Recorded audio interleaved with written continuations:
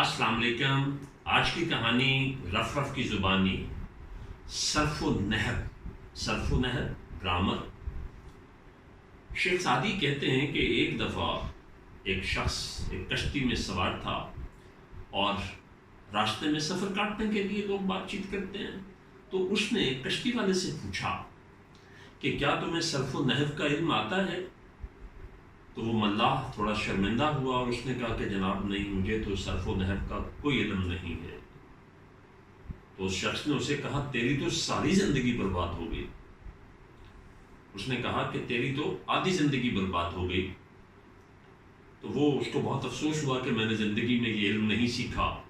تو اچانک ہلکی ہلکی ہوا چلنے لگی. اب یہ ملاح لوگ جو ہوتے ہیں انہیں اندازہ ہوتا ہے کہ اب جو ہوا چلے گی اس کا کیا مطلب ہے اور یہ کس ڈھب پہ آئے گی. تو اس نے بتایا کہ یہ ایک سمندری طوفان کا پیش خیمہ ہے، طوفان آ سکتا ہے.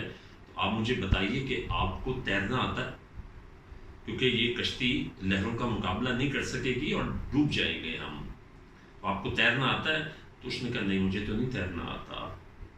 تو ملاح نے اس کو ایک بڑا زبردست جملہ کہا کہ صرف و نحو نہ جاننے سے میری تو آدھی زندگی برباد ہوئی اور اگلے چند لمحوں میں تمہاری تیرنا نہ آنے کی وجہ سے ساری زندگی برباد ہونے والی ہے.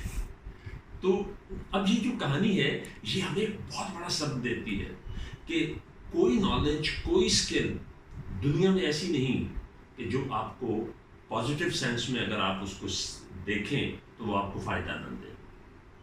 اس لیے جب ہمیں دنیا میں رہنا ہے تو پھر اس دنیا میں رہنے کے تقاضے ہمیں سارے آنے چاہیے.